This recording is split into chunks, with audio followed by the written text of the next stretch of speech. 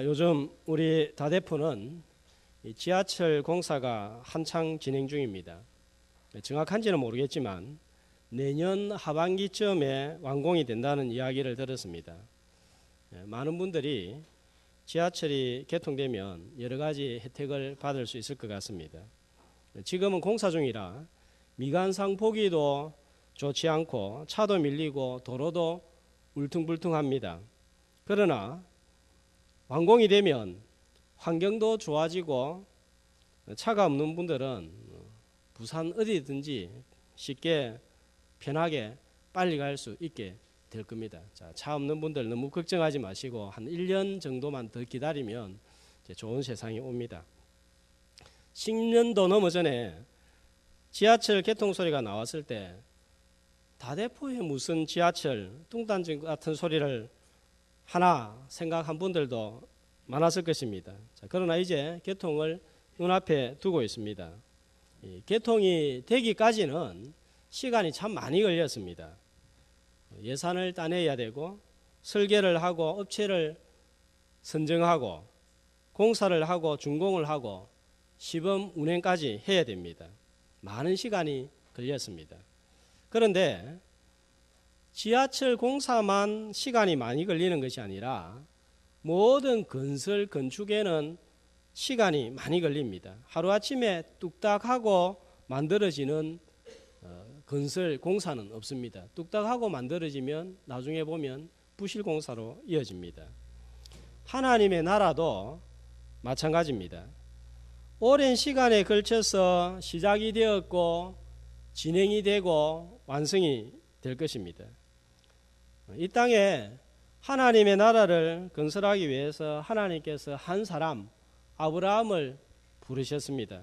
그리고 자녀의 자녀들을 통하여 계속해서 약속이 전달되었습니다. 이삭에게, 야곱에게, 요셉에게, 아브라함을 통해서 한 나라를 이루겠다 약속한 지 400년 만에 이스라엘이라는 민족 나라가 탄생이 되었습니다.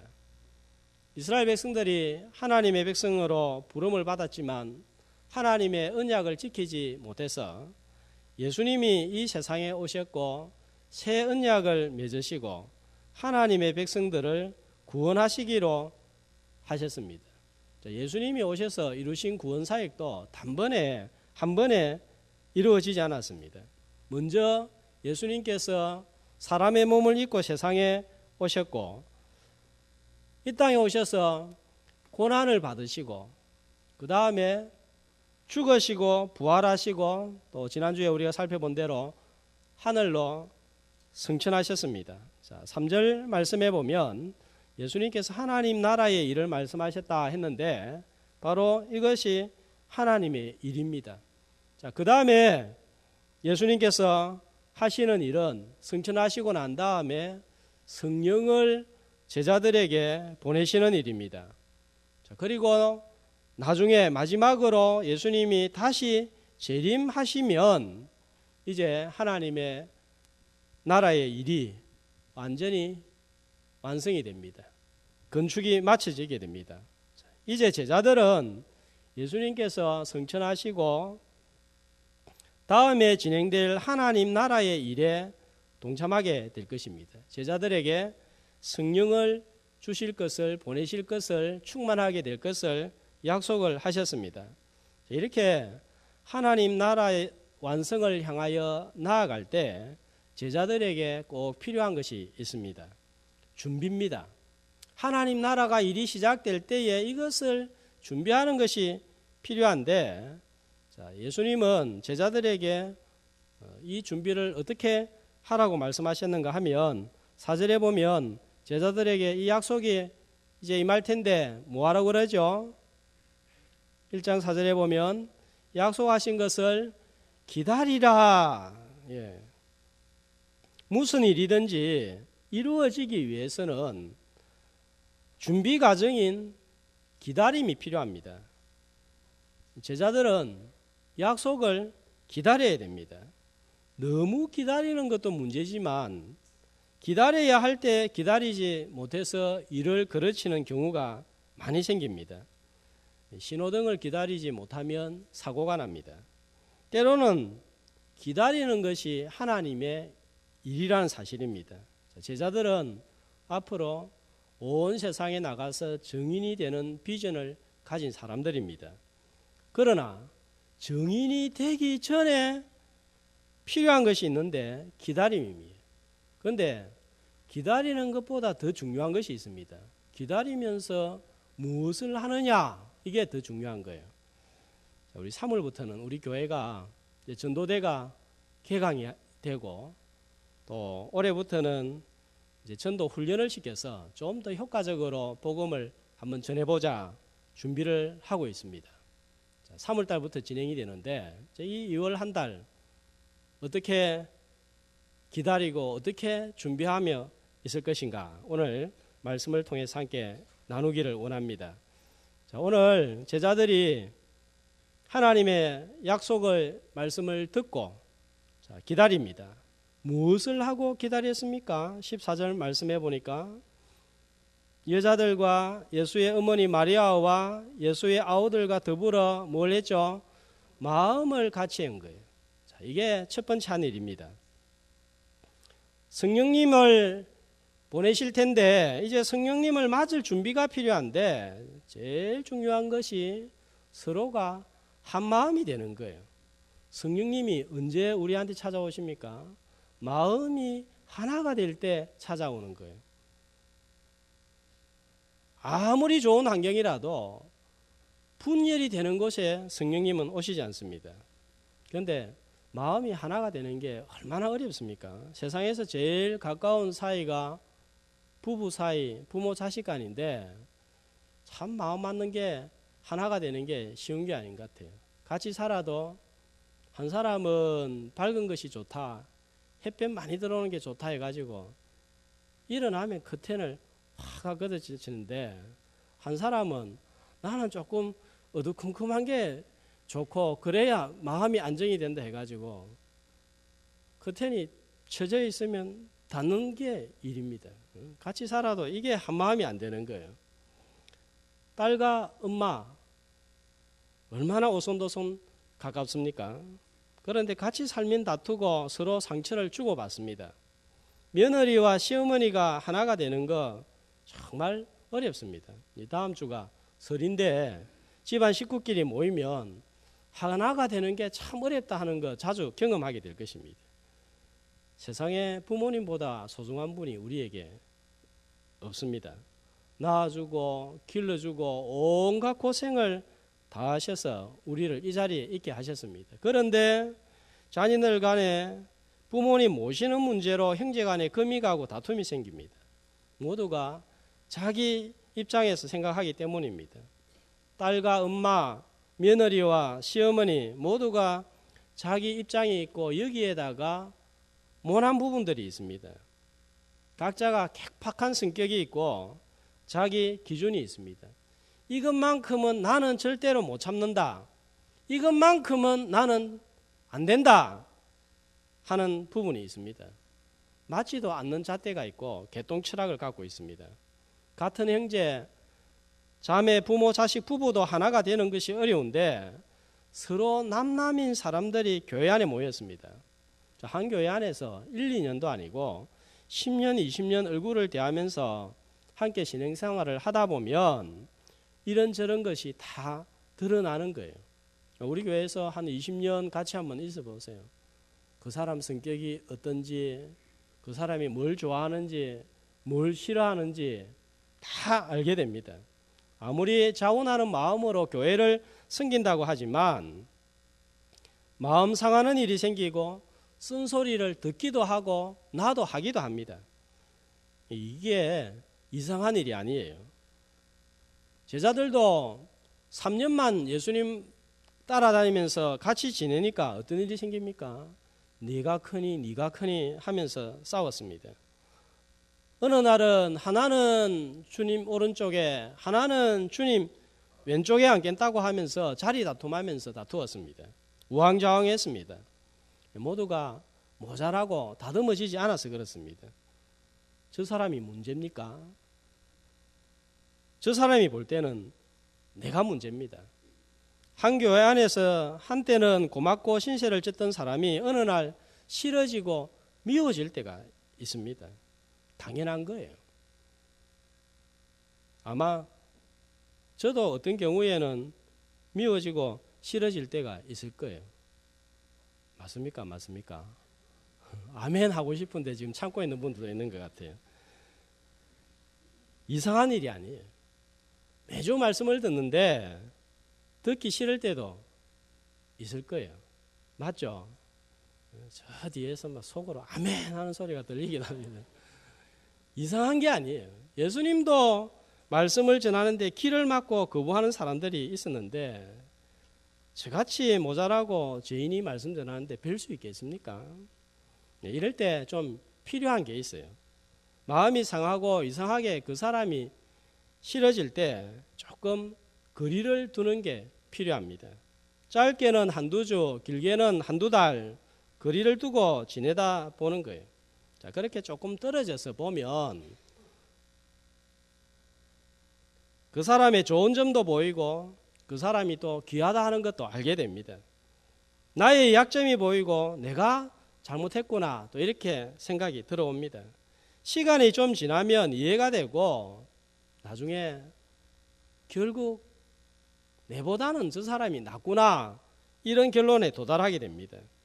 눈 뜨고 있을 때는 상대방의 허물이 보이지만 하나님 앞에서 눈을 감고 기도하고 있을 때는 내 허물이 보인다는 사실이에요. 목회자가 싫어질 때도 실망스러울 때도 조금 거리를 두고 보면 부족한 것 가운데서도 장점이 보이고 내가 잘못 생각했구나 판단했구나 하는 것도 깨닫게 됩니다. 목회자도 마찬가지예요. 우리 성도들 볼 때 때로는 왜 저러지 실망스러울 때도 있습니다. 그러나 조금만 시간 지나보면 성도들은 다 좋은데 내가 문제구나 금방 깨닫게 되고 회개하게 됩니다. 자, 그러면서 모난 돌이 세월의 흐름에 깎이듯이 다듬어지고 만들어집니다. 더 이해하게 되고 가까워지고 사랑하게 됩니다. 이 과정을 거쳐야 제대로 된 인격이 만들어집니다.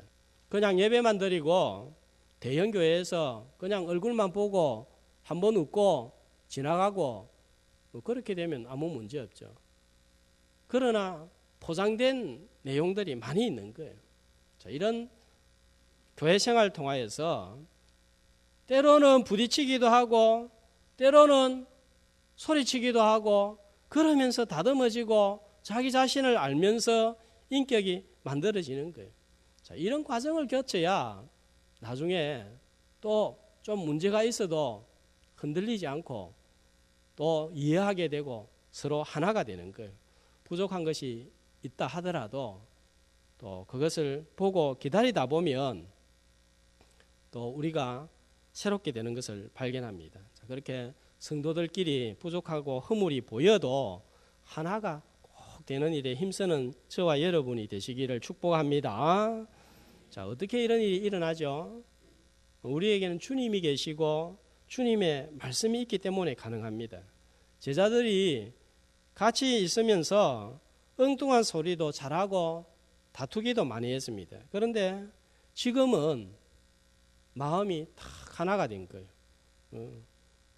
이전까지는 늘 다투고 싸우다가 부활하신 주님을 만나고 부활하신 주님의 말씀을 듣고 이제는 더불어서 마음을 같이 하고 한 마음이 되었습니다.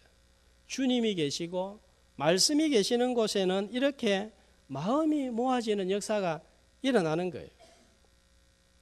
사형리 그림을 요즘 제가 자주 보여드리는데 예수 그리스도가 없는 인생은 자, 한번 보여주세요.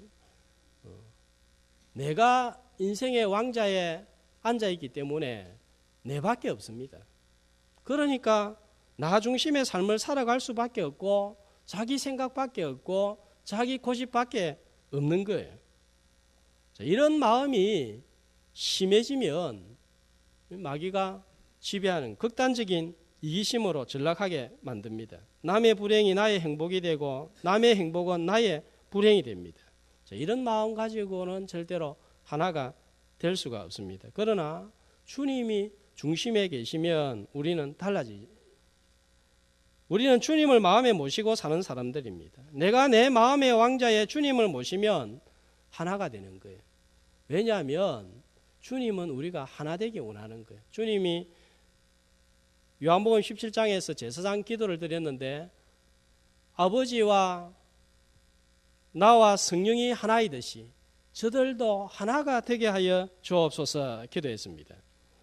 하나가 될 때 약속하신 성령님이 오시는 거예요. 우리는 늘 성령의 지배를 받지 않으면 이기적인 본성대로 살아갈 수밖에 없는 거예요.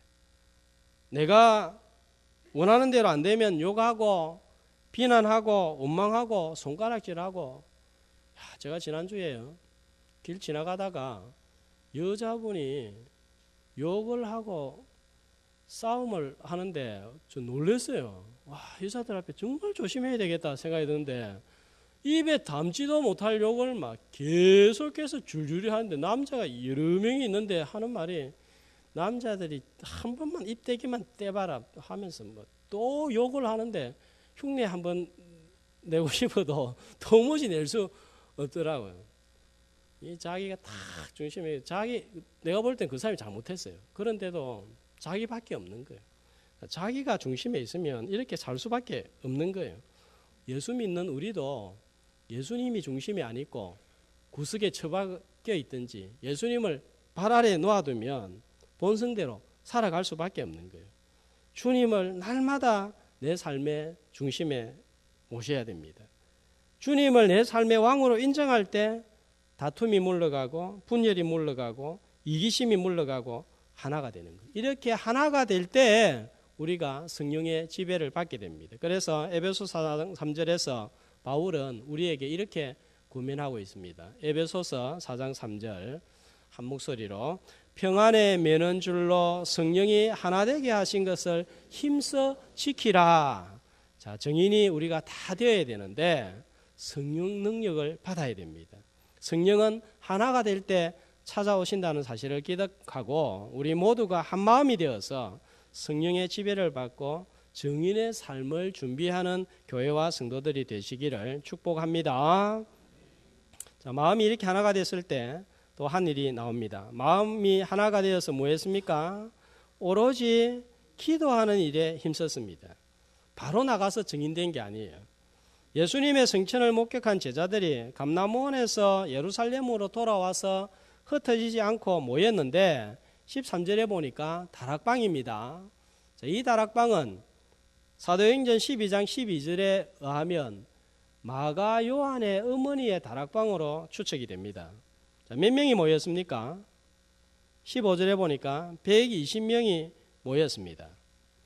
최초의 교회가 탄생한 거예요.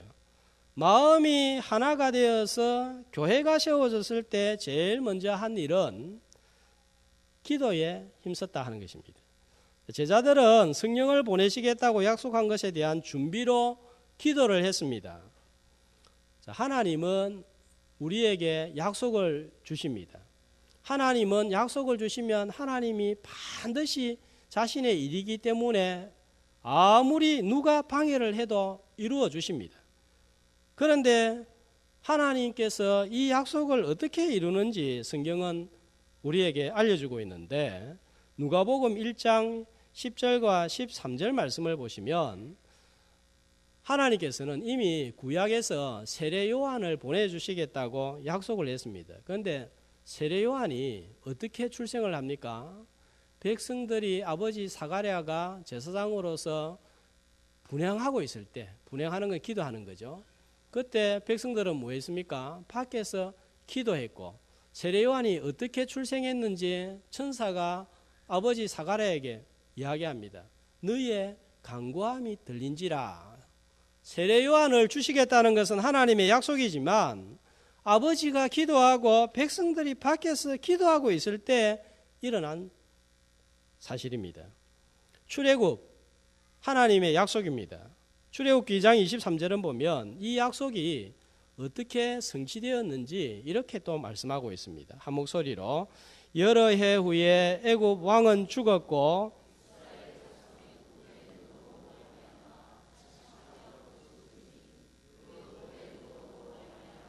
부르짖는 소리가 하나님께 상달된지라. 그 이후에 이어지는 말씀은 아브라함과 이삭과 야곱에게 세운 언약을 기억하시고 그렇게 나옵니다.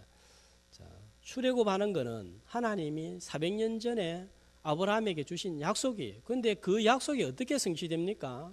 이스라엘 백성들이 함께 하나님 앞에 부르짖을 때에 이 약속이 이루어졌다는 사실입니다. 에스겔 36장 37절은 하나님의 약속이 어떻게 이루어지는지 이렇게 말씀하는 거예요. 포로에서 돌아오는 것 하나님의 뜻입니다. 하나님께서 포로로 돌아오게 하실 것입니다. 그런데 어떻게 해야 된다고 말씀하시는지요? 같이 주 여호와께서 이같이 말씀하셨느니라. 그래도 이스라엘 족속이 이와 같이 자기들에게 이루어 주기를 내게 구하여야 할지라. 하나님께서는 우리에게 약속을 하고 또 이루려고 하시는 일들이 많습니다. 하나님께서 이루어 주실 것입니다. 그래도 우리가 기도해야 이루어 주신다는 것입니다.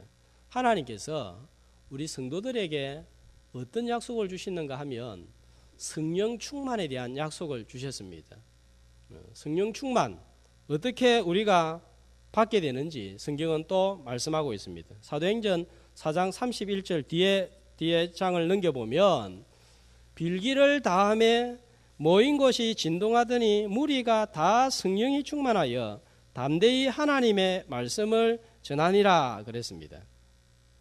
이미 우리는 예수 그리스도를 구주로 하나님으로 영접하는 순간 성령님을 모시고 있습니다.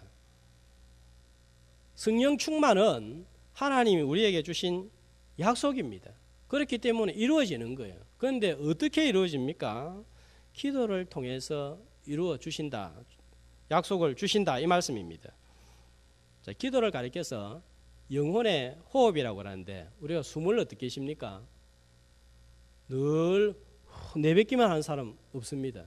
늘 빨아마시기만 하는 사람도 없습니다. 한번 내뱉고 한번 들이마시는데 날숨과 들숨입니다.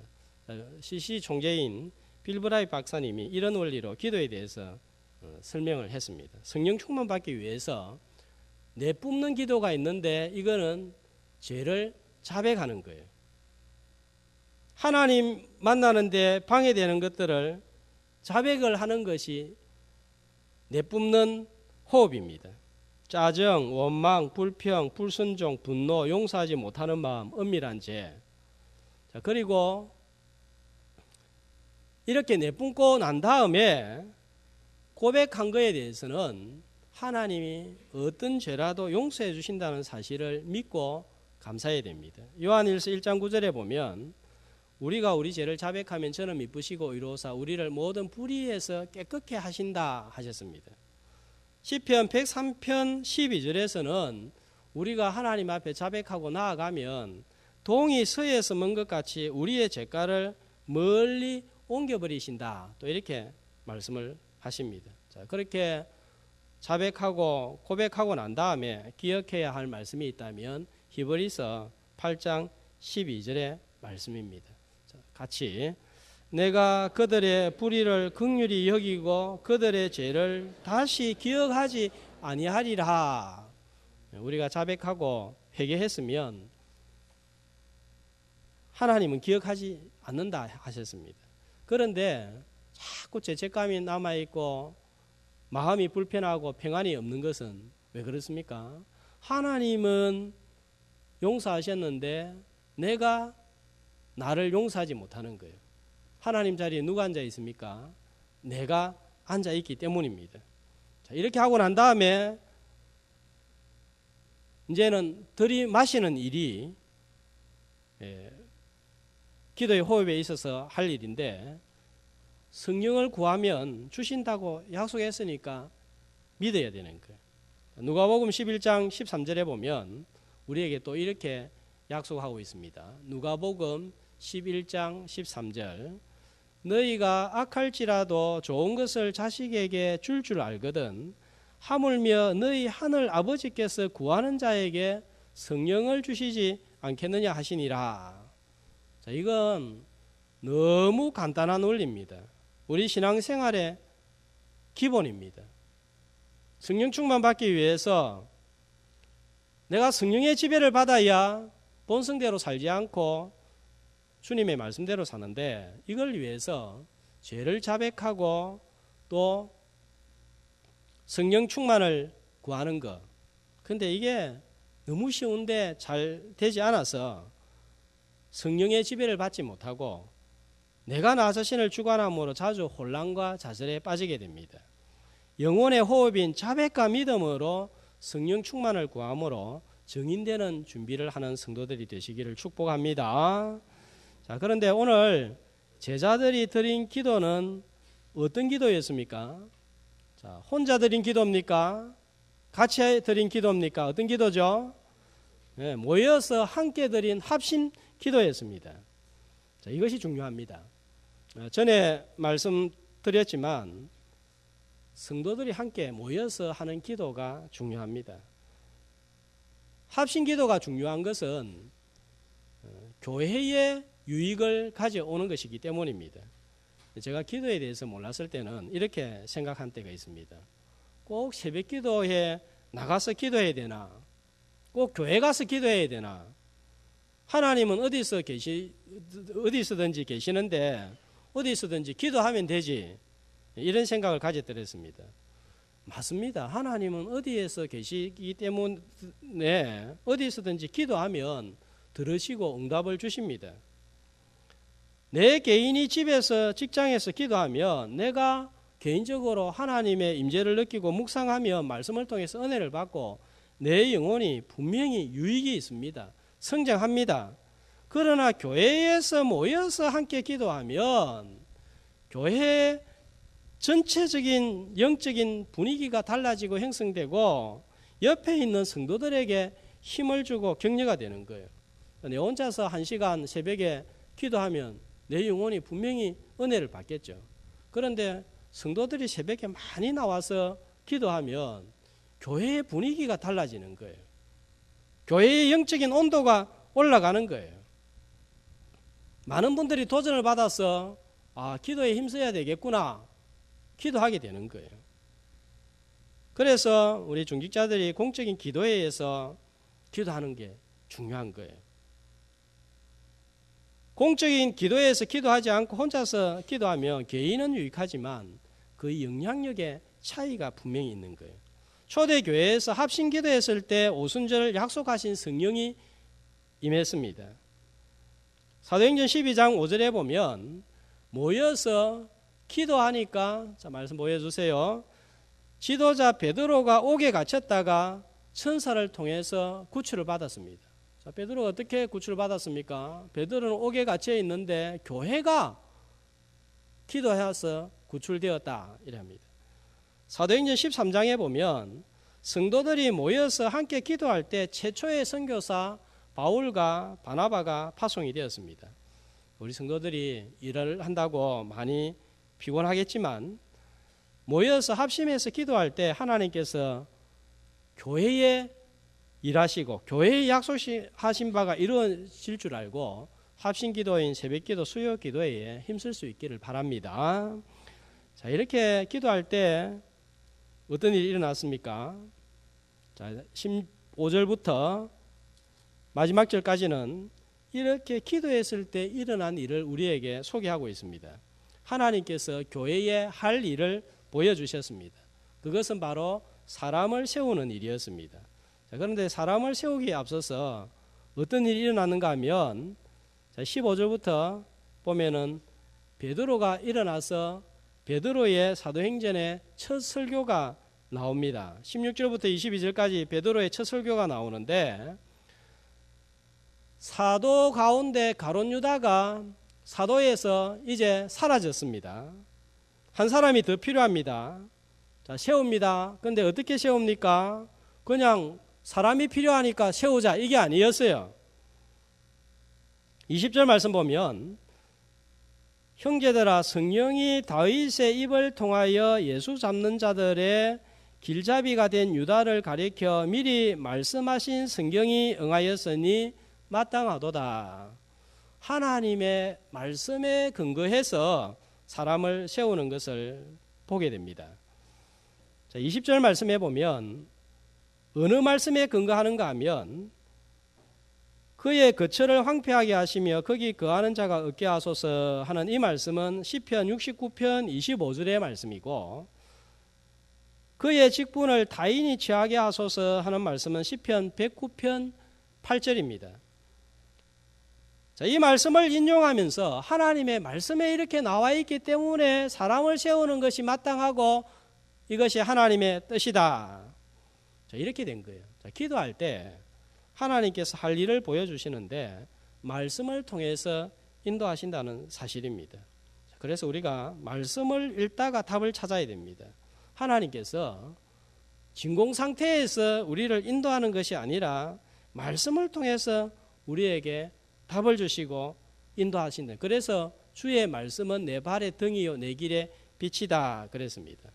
자, 오늘 우리 가드론 유다에 대해서 잠깐 살펴보려고 하는데, 예수님을 은 30배 팔아버렸습니다. 나중에 제 책감에 시달리다가 자살을 했는데 마태복음 26장에서는 목며 자살했다 이렇게만 나와 있는데, 오늘 본문에는 훨씬 더 상세하게 묘사가 되어 있습니다.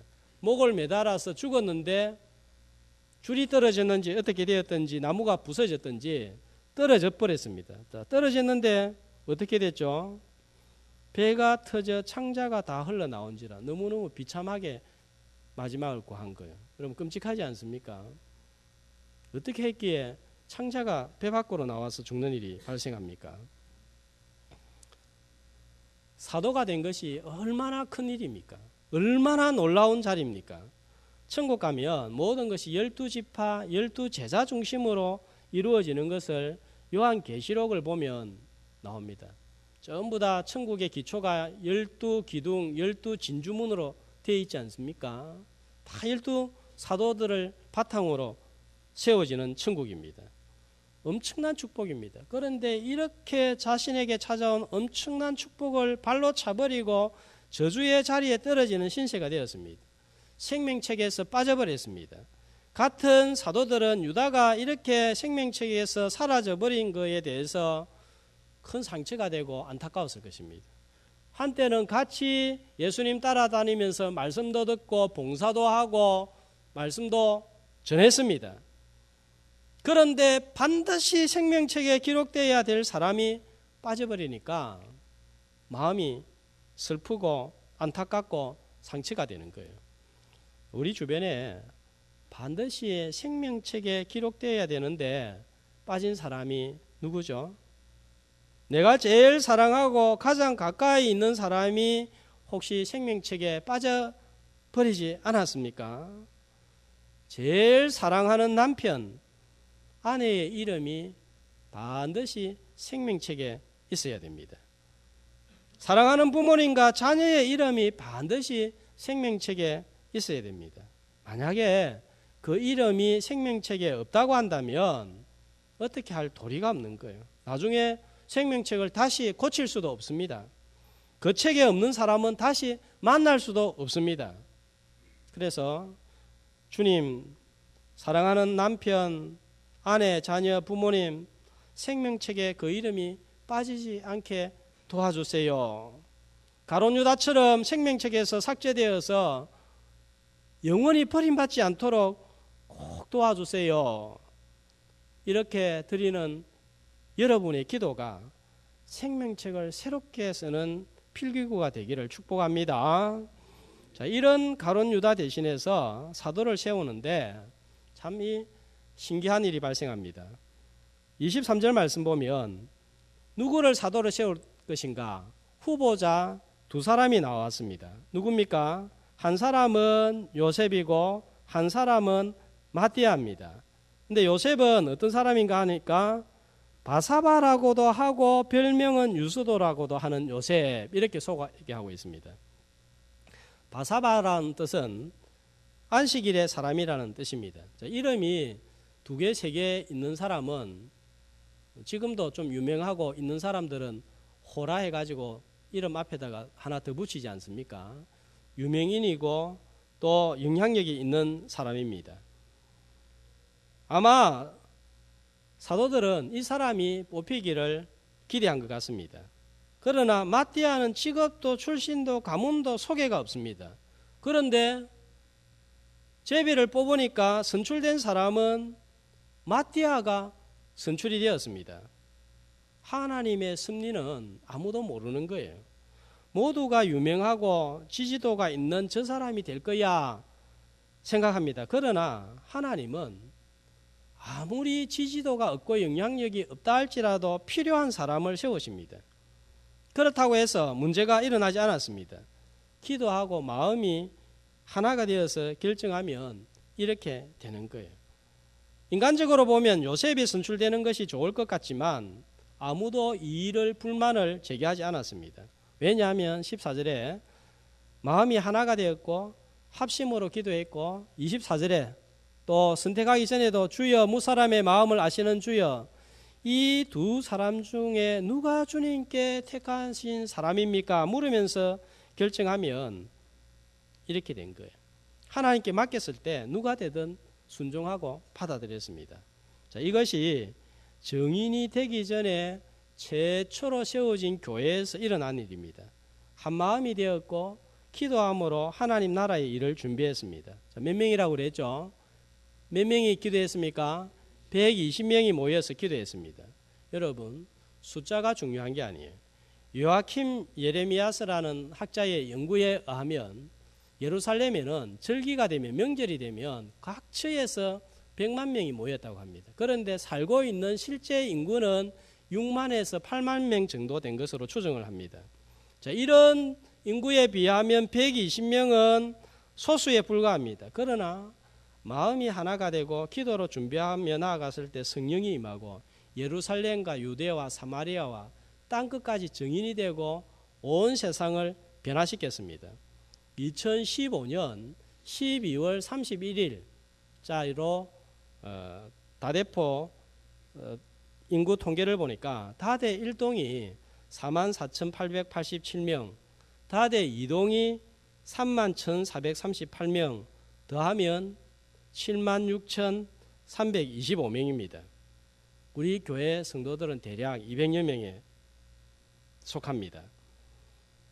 숫자보다 더 중요한 것은 이 다대포 인구하고 예루살렘 인구하고 비슷한 거예요. 숫자보다 더 중요한 것은 한 마음 집중된 기도입니다. 숫자보다 중요한 것은 다대포를 변화시키시는 예수 그리스도입니다. 예수 그리스도가 내 마음속에 들어왔을 때 망나니 같은 내가, 쓰레기 같은 내가 변화되고 새 삶을 살아갔듯이 다대포 주민들의 마음속에 예수 그리스도가 들어가실 때에 다대포 주민들이 변화되고 다대포가 변화될 거예요. 소수의 무리지만 한 마음으로 간절한 기도로 준비하고 나아가서 성령의 지배를 받아서 증인이 되어 7만 6천 다대포 주민들을 변화시키는 하나님의 일에 동참하는 준비된 교회와 성도가 되시기를 주의 이름으로 축복합니다.